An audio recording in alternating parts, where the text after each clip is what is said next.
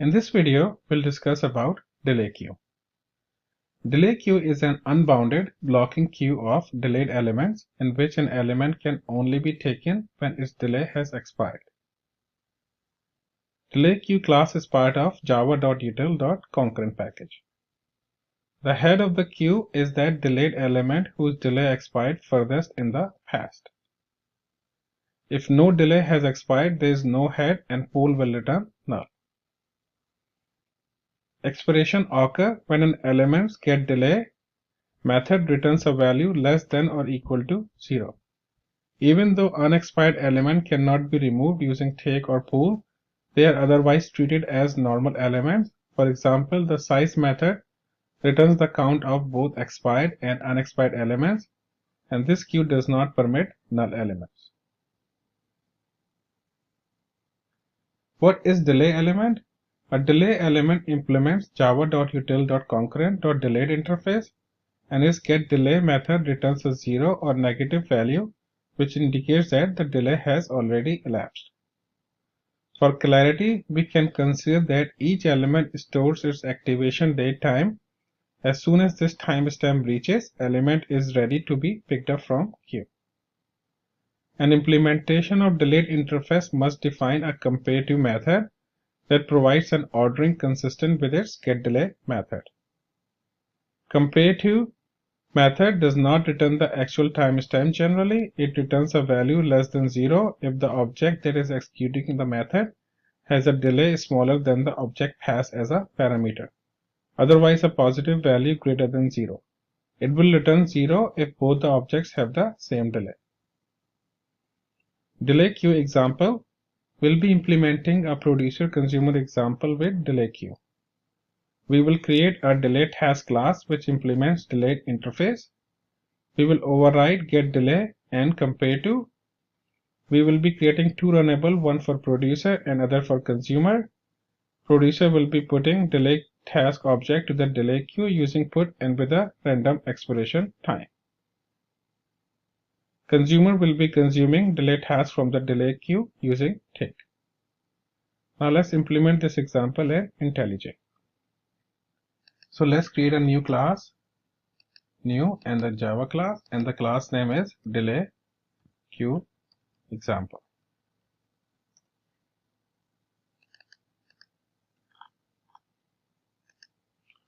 Let's create a public static void main, and we'll be creating a new class which is a delay task which implements delayed interface.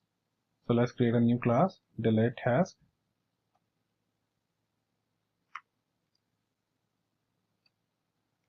Delay task implements delayed.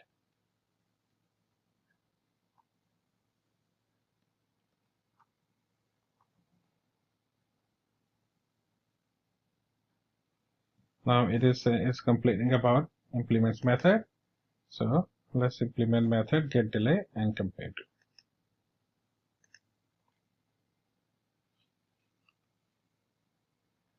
So the delay task will have name.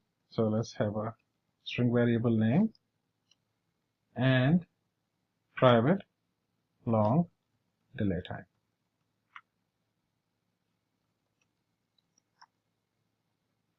And let's create a constructor, public delay time, delay task.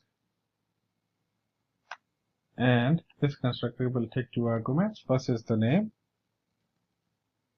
of the delay task, and the second one is the delay time. And this delay time is the delay time when this message will expire, or the delayed time when this message will be expired so that it can be called by the consumer. So this dot name is equal to name, and this dot delay time is equal to.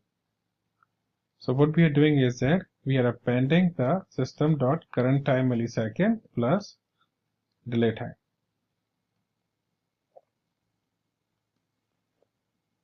So we are appending the delay time. Let's say current time is current time equals to like 6 o'clock, 6 p.m. and then delay time is like 30 minutes, so 6:30. So expiration of this message is at 6:30. So at 6:30 p.m. this message will expire and it can be pulled. Now let's look at the implementation of comparative. Let's do the comparative implementation. If this dot delay time is less than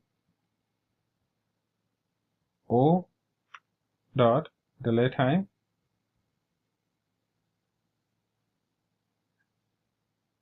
in this case we have to cast it to the delay task, and O and dot, to put one more bracket, and dot delay time.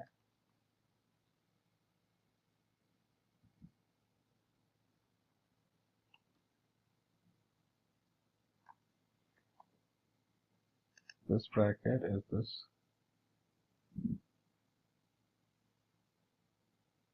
statement expected. Okay, so return -1. Now if this dot delay time is greater than delay task O and dot delay time, then return 1, return 0.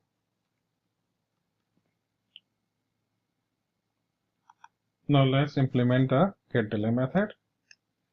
The getDelay method will return the difference. So long difference is equal to delay time minus system dot current time millisecond.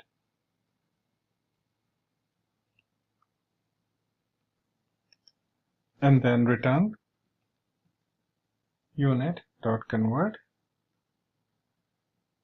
and here difference and time unit dot milliseconds.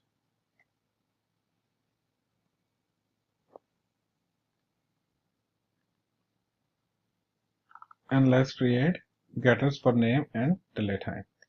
So right click, generate getter, both of them, and OK. And now let's create producer and consumer. So first of all, we'll create inside a public static void main an instance of delay queue. So delay queue is equal to new delay queue.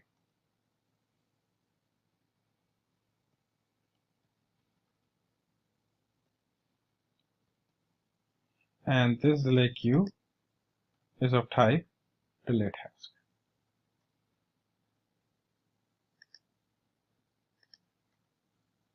Now runnable producer,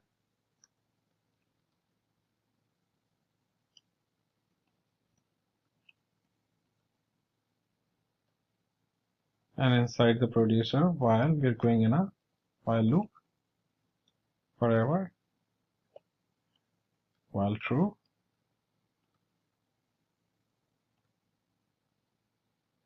and first of all long delay time is equal to, first of all we are generating the delay time as a random number, so new random and dot next integer of, let's say, 10,000. So it will return a delay time from 0 to 10,000. So just for our printing purposes, we'll print out the expiration time. We'll create a value of expiration time. This is just for our printing purposes. So date expiration time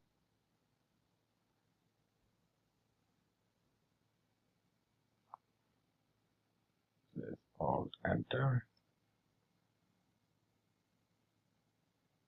import class java.detail.date. Expiration time is equal to new date, and this is system dot current time milliseconds and plus delay time. So this is just for our printing purposes so that we can know that when this message will expire. And then create a string task name, and the task name is task plus task count plus plus.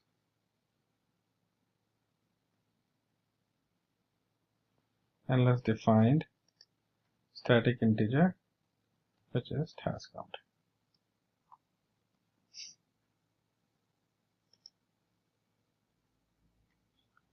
Now inside the delay queue, we'll put this message, put new delay task, and the name of the task is task name, and the delay time which we'll be putting in is delay time. And this is the delay time which is from the random. And we'll print out producing task plus task name with expiration time of plus expiration time. So it will print out this expiration time which we have calculated by adding system.currentTime millisecond plus delay time. Here this is a delay time which is the random number, and we are passing on this delay time directly to the delay task, and delay task will append the system.current.time.millisecond with the delay time, as you can see over here.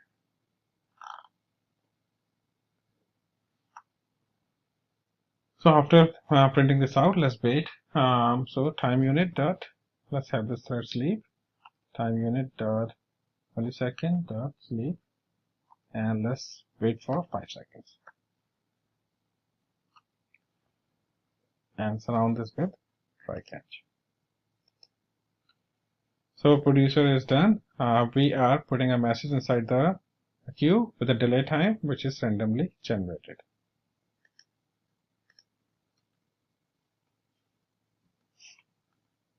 Now let's create consumer.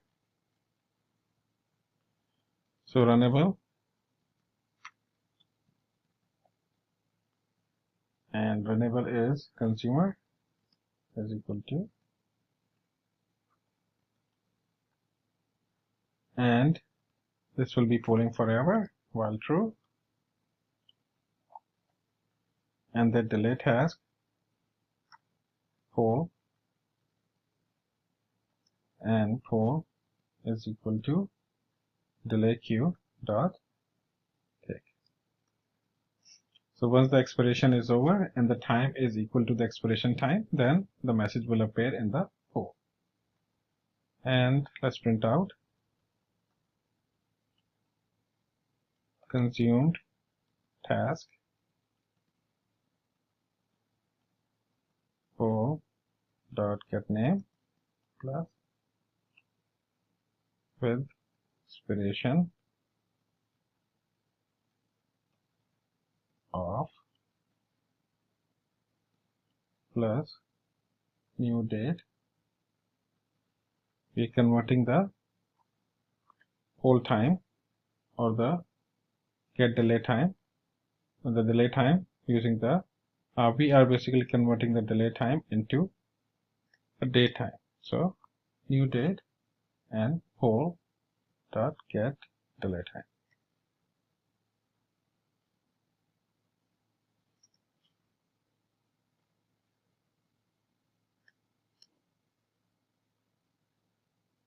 And let's have this thread sleep for 2 seconds. Time unit dot milliseconds dot sleep for 2 seconds. It's complaining about the try catch. So let's have try catch over here, everything included, and then catch interrupted exception IE and IE dot print stack trace.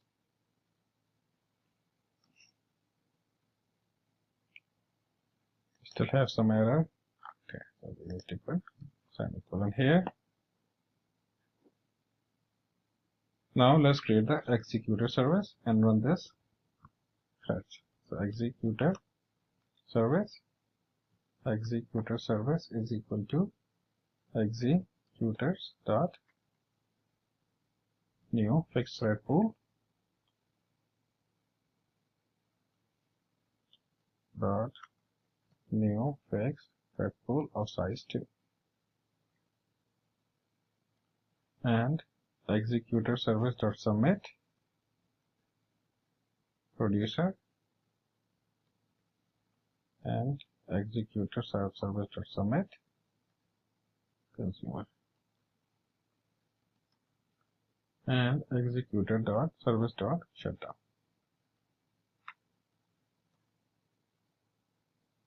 Now let's look into the implementation, what we have done. So first of all, the message which will go in the delay queue has to implement delayed. So we create a class delay task and which implements delayed, and then define the name of the task and then delay time, which is system.current time millisecond plus delay time, which will be randomly generated. And then afterwards we override two methods. The first one is get delay. So long difference is equal to delay time minus system.current time millisecond. If the message is expired, then it will return the value of, so if it's in minus, then it means that that the message has expired. And then unit.convert difference in time second dot milliseconds. And then we are doing the comparative. If this dot get delay time is less than the delay time, then it means that return -1. If this dot delay time is greater than delay time, then return 1, and otherwise return 0. So in case of 0 and -1, it means that the message is expired, so it will return the message to the consumer. Now let's look at here. So first of all, we have created a delay queue. Delay queue is equal to new delay queue, and then we create a producer. In this producer, we are going in infinite loop, and we have generated a delay time using random functionality of Java, and creating a delay time of 0 to 10,000. And then afterwards, we create expiration time so that we can print it out, and we define the task name is equal to task plus task count plus plus, which will be incremented, and then we defined a static integer task count over here. Now we'll be putting message into the delay queue, and then delay queue message is new delay task. The task is an object of delay task, and it has the task name and then delay time, which we are calculating randomly. And then afterwards we are putting a message that producing task name with the expiration time of the one which we have calculated over here. Now time unit or millisecond afterwards, we are sleeping this for 5 seconds. Inside consumer, this consumer is also going in infinite loop, and it is pulling the delay queue using delay queue.take. This is a blocking method, so it will block, and afterwards once the message once it's able to pull, then we are printing out the message that consuming task, the task name with expiration time of, and the expiration time which we'll get is in milliseconds, so we're converting this to date format so that we can print out the date, and then afterwards we are making this thread to sleep for 2 seconds. Now let's run this program.